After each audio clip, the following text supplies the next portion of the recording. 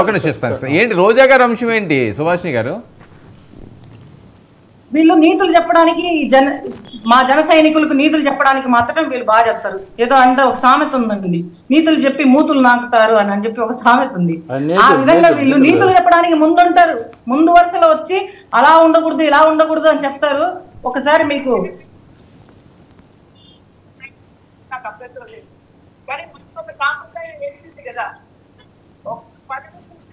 అదే వీడియో ఇవ్వండి. మరి తెలుగుదేశం పార్టీలో ఎన్టీ రామారావు గారు స్థాపించారు కాబట్టి ఆ సంస్కృతి సాంప్రదాయానికి గౌరవించి ఒక చీర కట్టుతో ఉంటే గౌరవంగా ఉంటుందని మేము చెప్పాం. ఎందుకంటే నన్నపనేని గారు అలాగే చాలా చక్కగా తెలుగుదనం ఉట్టిపడే విధంగా ఉంటారు. రేణుకా చౌదరి గారిని మనం చూస్తాం, జయప్రద గారిని కూడా చూస్తాం. సో పార్లమెంట్ కానీ అసెంబ్లీకి కానీ కేబినెట్ మీటింగ్కి వెళ్ళినప్పుడు దానికి తగ్గట్టు హుందాగా ఉండమని ఒక పెద్దరికంగా చెప్పాలి. ఇష్టం లేకపోతే 90 వేసుకొని వెళ్ళమనండి. ఈ రోజు విలువల గురించి ఇంకా మాట్లాడుతున్నారే తెలుగుదేశం పార్టీ వాళ్ళు, మరి విలువల గురించి ఎందుకు మాట్లాడు? ఈరోజు చూసారా వలువలు విలువలు చాలా పెద్ద పెద్ద మాట్లాడే ఈవిడ ఏం చేసిందండి?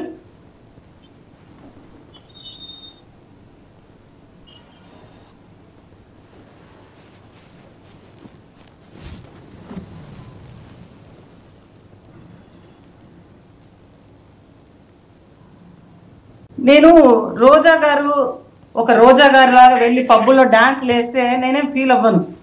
ఆవిడ ఒక మంచి హోదాలో ఉంది, ఒక మంత్రి హోదాలో ఉంది. 10 మంది చూసి ఆవిడని ఇన్స్పిరేషన్ గా తీసుకోవాలి అని అనుకునే వాళ్ళకి వీళ్ళు ఏం సమాధానం చెప్తారండి? వీటికి బుద్ధులు చెప్పి గడ్డి తినడం కాదా ఇది? దీన్ని ఏమంటారు అంటే పబ్బులకు వెళ్ళడము తప్పు కాదు, ఓకే, కానీ ఒక రోజా గారు వెళ్ళడం కూడా తప్పు కాదు, ఒక మంత్రి వెళ్ళడం తప్పు కదా. మీరు ఎంజాయ్ చేయండి, ఎలాగో ఈ 3 నెలల తర్వాత ఇంట్లోనే కూర్చుంటారు. అప్పుడు అది ఒరిజినల్ వీడియో అండి, అది కాదు. అంటే చాలా మందిలో ఉన్న అనుమానం సుభాషిణి గారు, అది ఒరిజినల్ వీడియో ఈ ఇయర్దేనా ఎప్పుడన్నా ఓల్డ్దా? సార్ ఈ ఇయర్దే సార్, అది వాళ్ళు చెప్పేసేస్తే అయిపోతుందా? బెంగళూరులో ఆవిడ డాన్స్ వేసింది, ప్రపంచం మొత్తం చూస్తుంది. తప్పుకోవచ్చు కానీ మరి ఇంత కాదు. సరే అండి, మా మంత్రి గారు డాన్స్ చేశారు, రాజ్యాంగంలో ఎక్కడైనా డాన్స్ వేయకూడదని రాస్తుందా?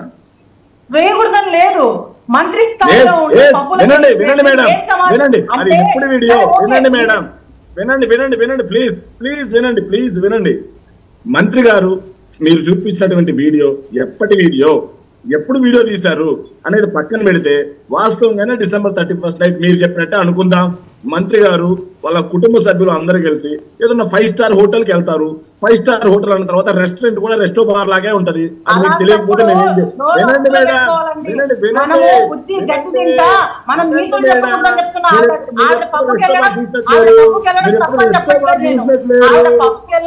వినండమ్మా.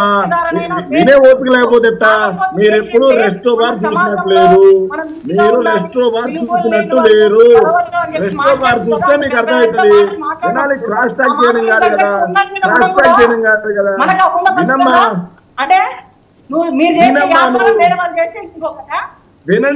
వినండి పూర్తిగా. మీరు ఎప్పుడు రెస్టో బార్ చూసినట్లేరు. రెస్టో బార్ చూస్తుంటే మీకు అర్థమైంది 31st రోజు నైట్ వాళ్ళ ఫ్యామిలీతో వెళ్ళి రెస్టో బార్కి వెళ్ళి ఎంజాయ్ చేసింది అనుకోండి, దాంట్లో తప్పేంటి? పవన్ కళ్యాణ్ గారు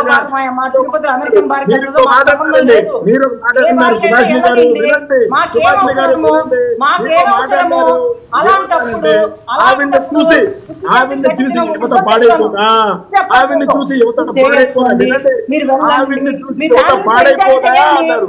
మరి పవన్ కళ్యాణ్ గారు పిల్లల మీద పెళ్లి చేసుకుంటుంటే ఆయన చూసి యువత పాడైపోదా? పవన్ కళ్యాణ్ గారు పెళ్లిల మీద పెళ్లి చేసుకుంటే యువత పాడైపోదా?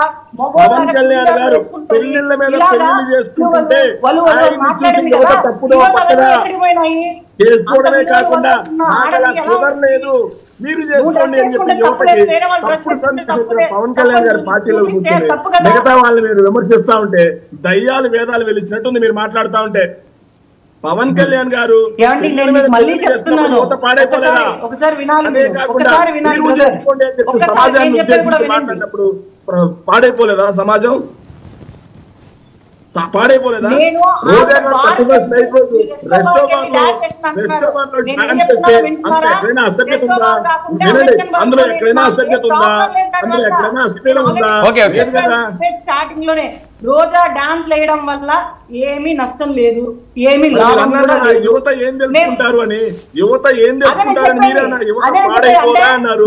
పవన్ కళ్యాణ్ పెళ్లి మీద పెళ్లి చేసుకుంటే యువత పాడైపోదా? ఆవిడే చెప్పింది, ఆవిడ నోటితో.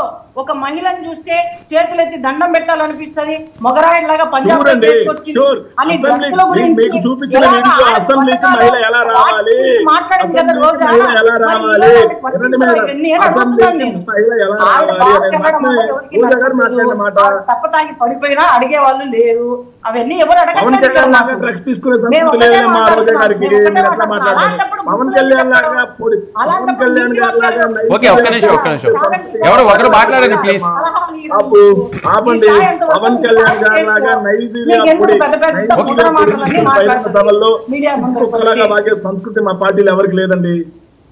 మీరు చేసేదే అదేండి, బిచ్చి కుక్కలాగా వాగే సంస్కృతి మా పార్టీలో ఎవరికి లేదండి. నైజీరియా పొడి తీసుకొని పెళ్లిల మీద పెళ్లిళ్ళు చేసుకుంటూ మీరు చేసుకోండి అని చెప్పి యువతను పట్టించే సంస్కృతి మా పార్టీలో ఎవరికి లేదండి. మాట్లాడుతుంటే మీరు ఆగేవాళ్ళు. ఓకే, ఒక్క నిమిషం శేఖర్, మీకు